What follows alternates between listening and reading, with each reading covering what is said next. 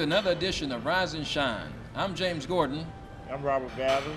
And I'm Henry Haseeb. Henry, could you open us in a word of prayer? I sure would. It would be my honor. With the name of God, merciful benefactor, merciful believer, Thee alone do we serve, and Thee alone do we beseech for aid.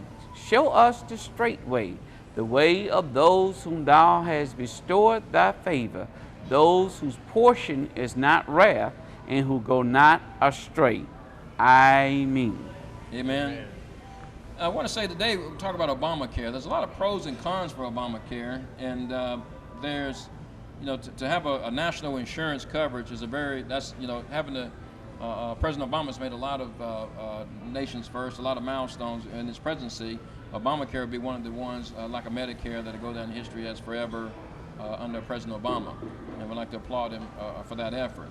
There are pros and cons for Obamacare, and today we're going to try to dive in a little bit of that discussion. Haseeb, why don't you kick us off, then we'll get Robert Battles showing in. Well, Dr. Gordon, when we start putting labels on things, and I realize it's called Obamacare because of the president, but when we need to look at the issue as to whether it's good or whether it's bad for the society. Personally, I think health care, whether we call it Obamacare or whoever care, I believe that society has already been doing it. We've just been doing it in a fashion that is not known that everybody get health care. Because the reality is people get health care even though we say that they don't have health insurance.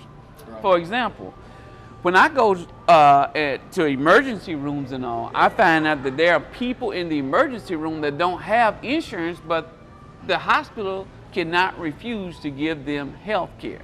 Now, I think Obamacare is good because it will alleviate some of the traffic that we have in the emergency rooms. You say, well, how? Because now you got what they call pre-maintenance. When you got a car, you can wait till it breaks before you fix it, or you can do some preventative maintenance to make sure it stay fixed. Yes, sir. Let's look at some of the tenets of the Obamacare.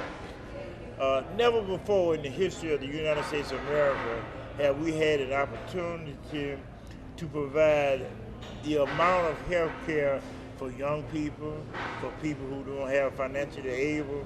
Let's look at the students now who up to age 26 will still be able to be on their parents' health care.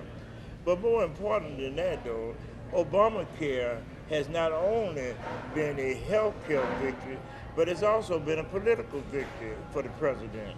Let's take that in the context. The Supreme Court justices of the United States Supreme Court went against the tide in order to rule in favor of Obamacare, because we know that with the continued number of Americans, not only African Americans, but Americans, who are disproportionately impacted by negative health care. We find that obesity has just been put on as a disease designed by the American Medical Association. So it's a tremendous cause when we have the diversity of Americans who are impacted by the health care system. Now, Robert Battle, you said obesity. Did I catch you looking at me when you... Well, I didn't want to... I agree with you, and I agree with Brother Haseeb. Henry said about the need, but I do have been a former person a former legislator looking at the numbers. Our state of Alabama has always been short when it comes to Medicare and Medicaid matches, and actually Obamacare is not really going to help the poor or the rich. It's actually going to help the working class.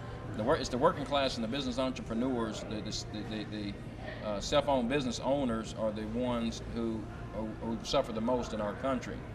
There's a gentleman that owns a gas station near Mark Dodge, or it used to be Mark Dodge, off of Highway 90, who had found out that he had needed a major heart surgery, which is going to would put him out of business.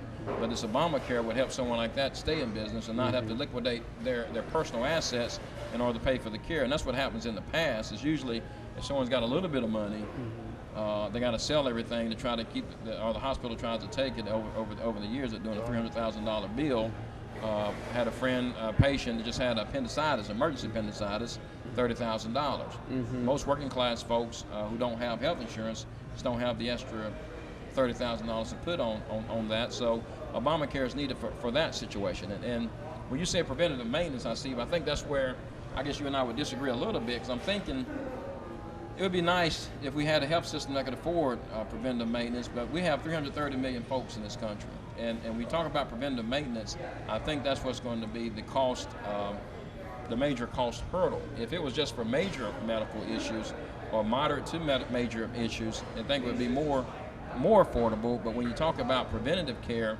you're saying, okay, I think I'm getting a head cold, I need to go to the doctor to get a checkup. Well, someone's got to pay that doctor bill, and that's where this insurance is supposed to kick in.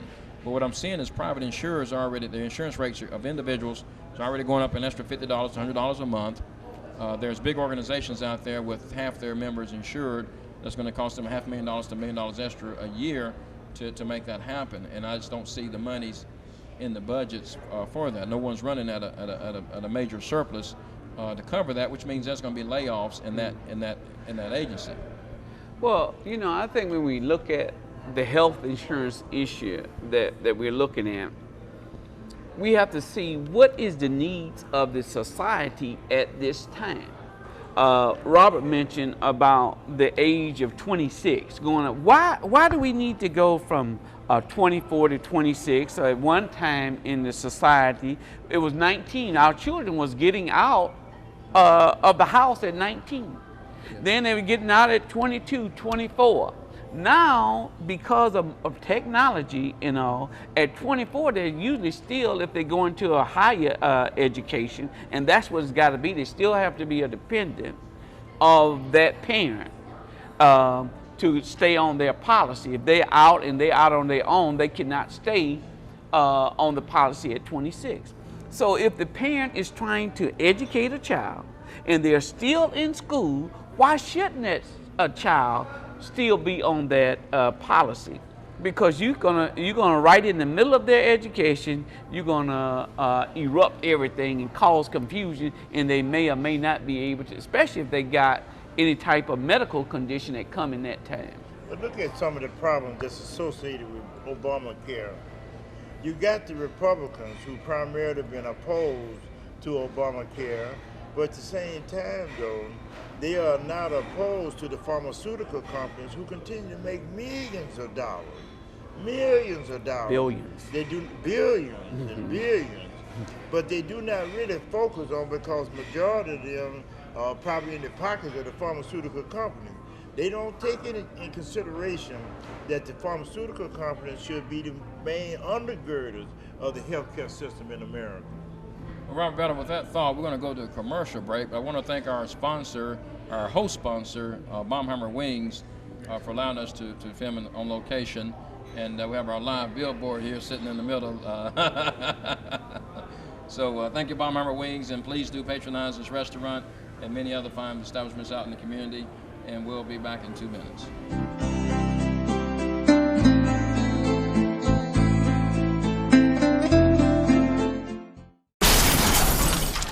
It amazes me when folk I meet in my travels ignore their pain after a wreck or a fall. Waiting may jeopardize your health. After a wreck or a fall, call me at 476-PAIN. What's that? Is not your fault and you don't want to use your insurance? The other person's car insurance is responsible. I'll bill them first and wait on payment from the insurance company. No money or referral is needed. Don't wait. Call now. That's 476-PAIN. The choice is yours.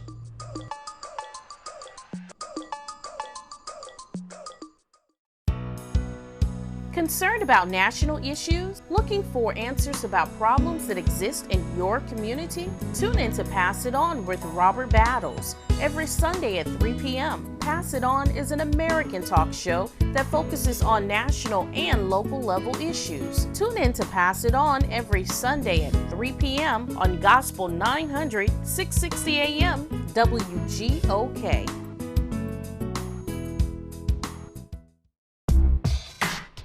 H&H Financial Services in Mobile has over 20 years experience in accounting, bookkeeping, appraisals, real estate, and year-round tax preparations. Give them a call today at 251-438 888-878-1620 or visit them at 1560 St. Stephen's Road in Mobile. Let your money grow in our care at H&H Financial Services.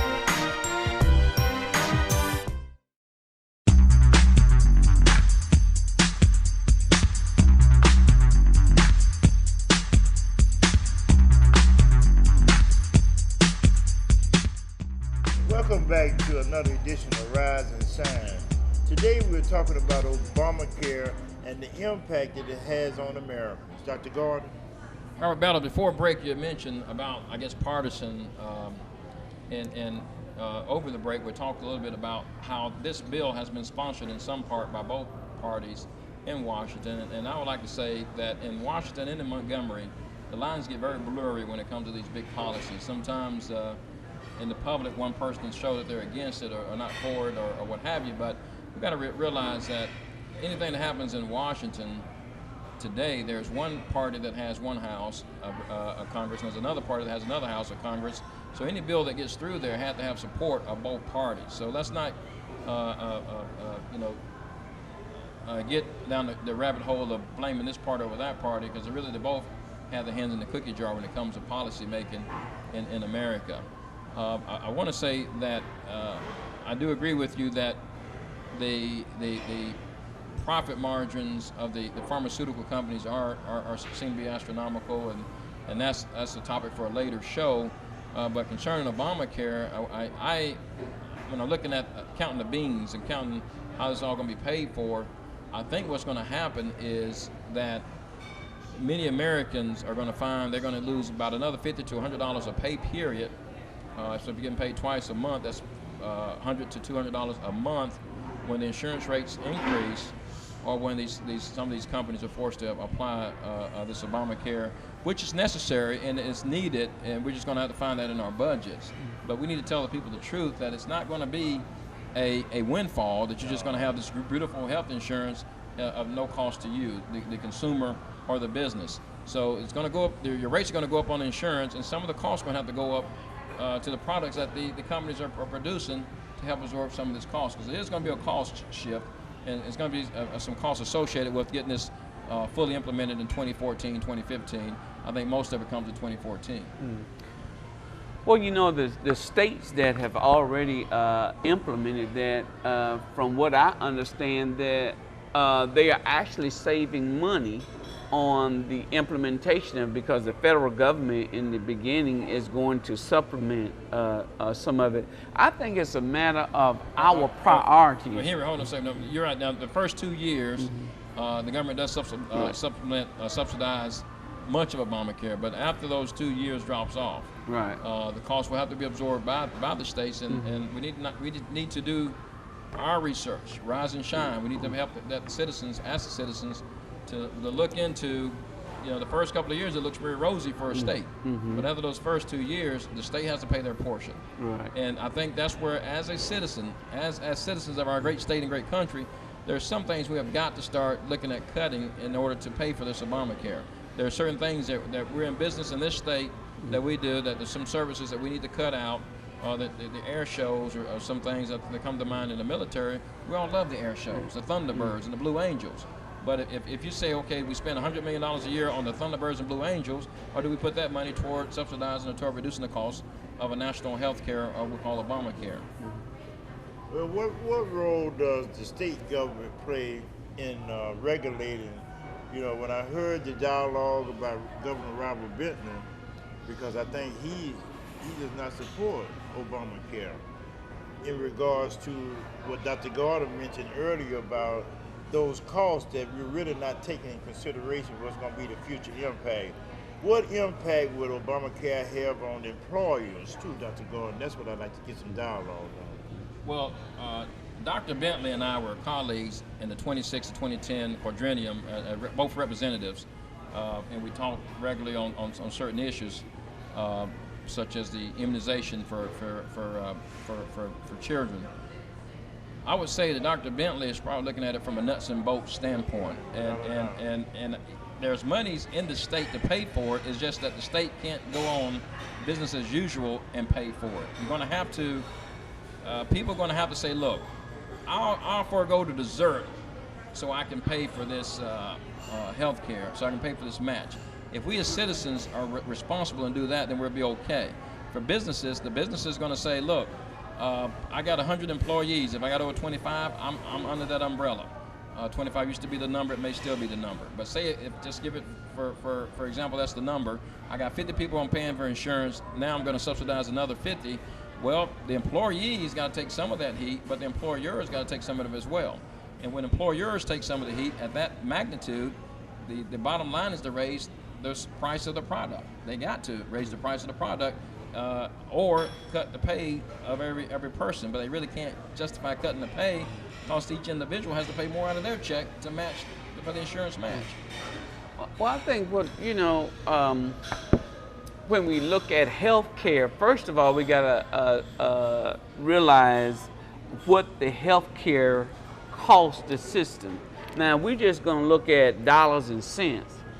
It may not make any sense at all. It just may only make sense that for us to have a big executive of a big insurance company that because of Obamacare, we know that now the profit margin cannot be as great.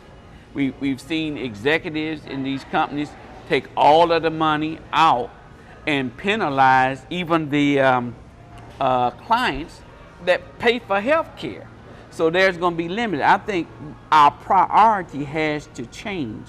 If we want health care for the American citizen, then we got to reprioritize where we want to spend our monies. You know, Henry, when you're talking about spending money, you either pay now or you pay later. When you look at the impact that health care in Alabama alone have on emergency rooms, who pays for that? The citizens still have to make some redress for those costs there. When the number of people who are incarcerated, who have to have tremendous health care that has a significant impact on the state of Alabama, those people who are impacted by AIDS and HIV, those who are impacted by dialysis, there's a whole gamut of health care problems that either you pay on this end or you pay on the other end.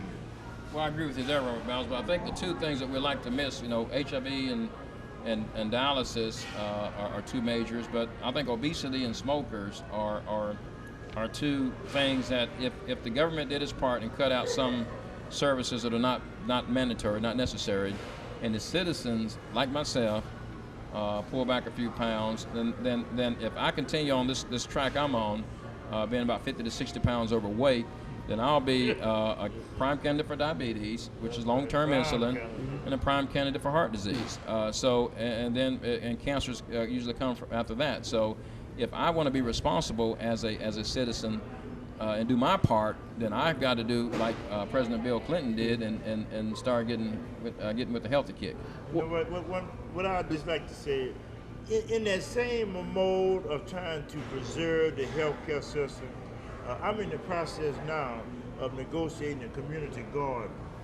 The purpose of the community garden is to get the citizens involved in the healthcare process, understanding the impact that fresh fruits and vegetables and the basic things that are necessary to reduce the incidence of diabetes, reduce the incidence of dialysis and high blood pressure, so that if the community can get in and we have the support of the Department of Agriculture in regards to this, but there are a lot of proactive things that we could do as citizens in order to compensate for this reduction in the healthcare problem. And I don't believe that Obamacare, as the insurance is called, as this medical situation is called, I don't believe that takes away the responsibility or the personal responsibility of the individual.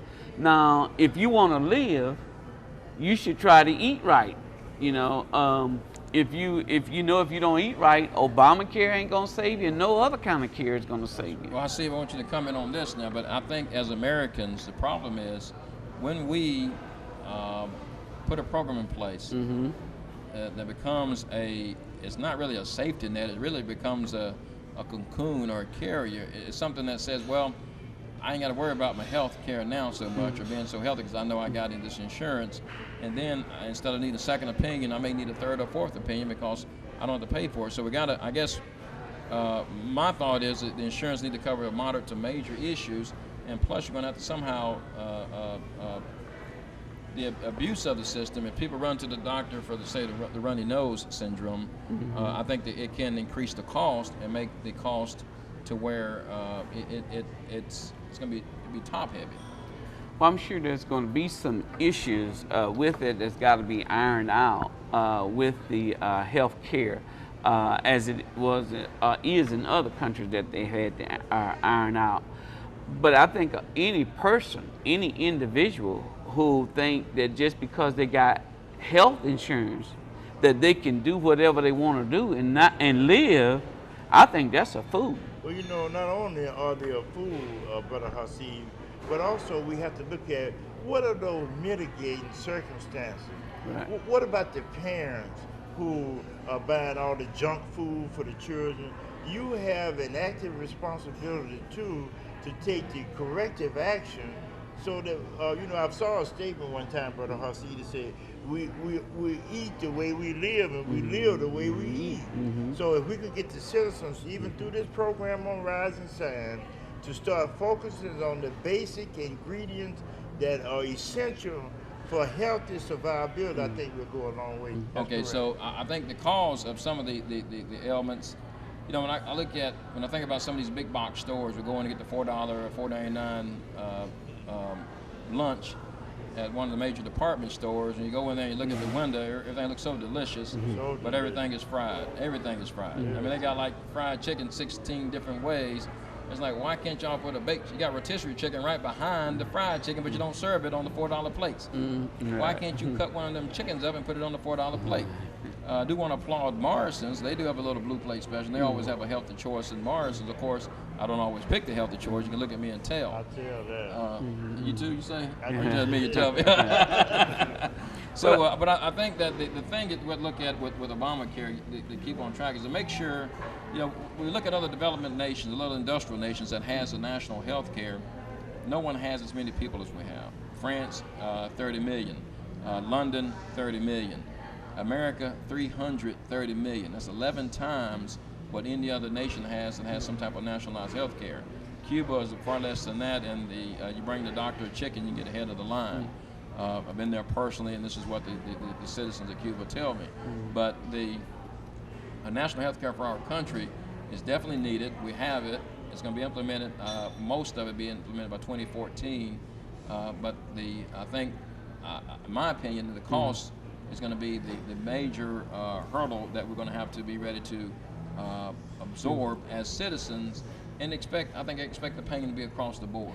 But Dr. Gordon, you know, when you say 30 million, 300 million, now, as an American citizen, right now America brags that it is one of the superpowers of the world. Right now, we are the superpower. In other words, we got more economic than all of the other countries. We are number one. But the number one nation on the earth cannot provide what those with less fortune can provide for their citizens, regardless of the number. Brother Henry, what you're saying is true. We do have more resources than many nations, and currently we're number one. China is fastly gaining on us, and if they keep loaning us money, they're going to catch up to us. I would say that's why we have to prioritize. There are certain things that we spend in this country. When we give countries $1 billion a year for foreign aid, when we give the farmers millions of dollars a year to produce corn or not to produce corn, or to produce wheat or not to produce wheat, when we pay for recreational things for our citizens, there are certain things we need to look at and say, okay, this is not something that's life-sustaining, whereas this healthcare, national healthcare is. We should have national healthcare. We all agree on that. As to how we pay for it, I think that's where all the citizens disagree. If you tell somebody in Florida or even in Mobile or anywhere on the Gulf Coast, okay, we may need to cut out these Blue Angels to pay for healthcare, I think some people would feel like you're kidding. You know, I'd rather have the Blue Angels than healthcare. But in my opinion, healthcare, national healthcare, is much more important. It's a no-brainer. Healthcare for citizens is much more important than an air show. Okay. And you know too, Dr. Gordon, the dynamics of the family, the dynamics of the American system has changed so drastically. It has changed so drastically that we've become so technologically advanced that we really have forgot the basic things that have been the ingredients for our survivability. Right. The family and all those things that are so essential on working together. Robert, I'm gonna give you a chance to follow up on that when we get back from commercial break, but I was getting a sign that we need to go for the commercial break. So y'all stay tuned. We'll be right back in a few minutes for these commercial messages.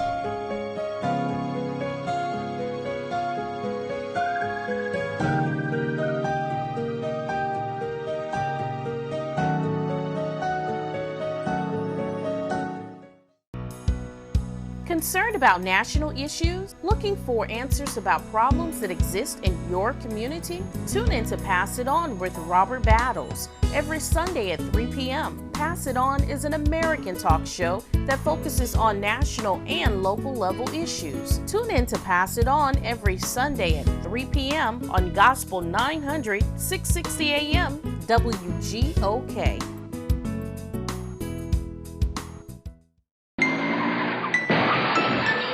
Do this exercise with me. Make a fist and extend your arm. Point the fist toward the ceiling, now bend your arm. That's right, it starts with me. After your car wreck, call 476-PAIN. The choice is yours.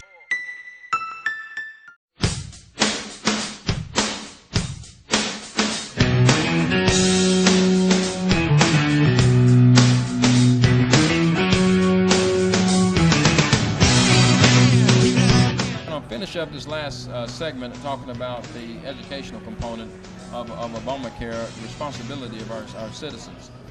I would just like to conclude by cautioning you as the listener of Rise and Shine to really rise up and shine to the occasion that your family, your own survivability makes a difference in how we live in the healthcare system in Alabama. What would you say, Steve, to close it out? Well, I would like to say to the audience to look more into it, to get some education, because education is important when we talk about health care. With that being said, thank you for watching this edition of Rise and Shine, and please join us next week for another important edition.